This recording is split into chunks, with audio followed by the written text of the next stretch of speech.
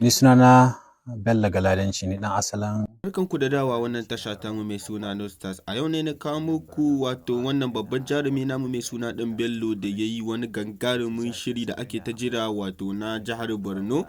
Kuma ina fata za ku ji daɗin wannan shiri sosai saboda an tsara shi wanda ake ta jira. To ku kasance tare da ni a ƙarshen wannan shiri kuma ku danna mun subscribe ku danna mun like. Na san mafi yawancin ku kuna jira ku ji me zan ce akan Borno, amma tsakani da Allah me kuke tunanin zan faɗa?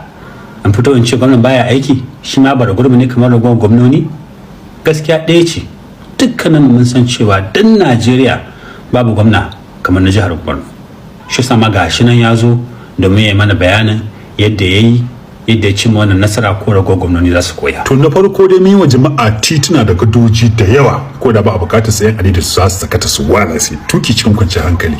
Kai fa hero ne. Sannan na biyu muna raba wa jama'a kayan masarufi da abinci akai-akai yadda ba sai mun sama musu ayyukan yi ba. Amma wannan ba zai sa su dogara akan kyaututtuka ba maimakon a sama musu ayyukan yi. Idan sun yi aikin sun samu kuɗi ba abincin da ya su sayar da kuɗin ba. Kuma haka ne. Shine muka sauƙa musu. Shi yasa kai ne best.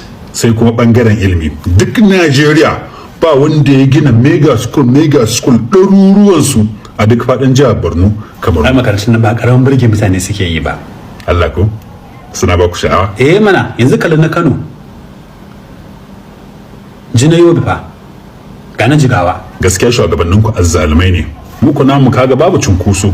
Wasu daga cikin su ma da yawa babu yara a ciki. Kabar ya.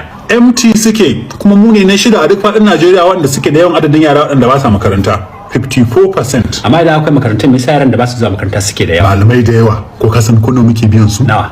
8,000 naira. Excuse me?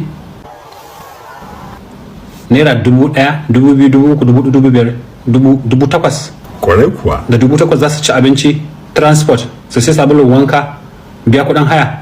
8,000 naira. Jira. Kaso 54 cikin 100 na yaran jihar nan baki ɗaya ba sa zuwa makaranta, sannan ana biyan wasu malamai naira 8,000 albashi. Ta za a gyara ilimin jihar Borno a haka? Kai a Najeriya kake ban hauka. Ta kaji kuma fa. Ka san me yasa mutanen jihar mu suke fama da rashin ayyukan yi amma mun mai da hankula akan gadoji da tituna? A'a. Percentage. Sannan ka san me yasa muka gina ɗaruruwan makarantu amma mafi rabin yawan yaran jihar mu baki ɗaya ba sa zuwa makaranta, sannan malaman muna biyan su albashin da ba za su yi rayuwa da shi ba. Percentage? Yawwa ka fara ganewa.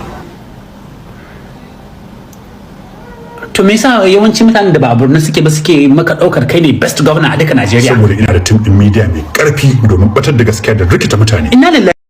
To anan muka kawo ƙarshen wannan shiri, ku kasance tare da ni kuma ku danna mun subscribe kuma muna so mu ji ra'ayoyinku a comment.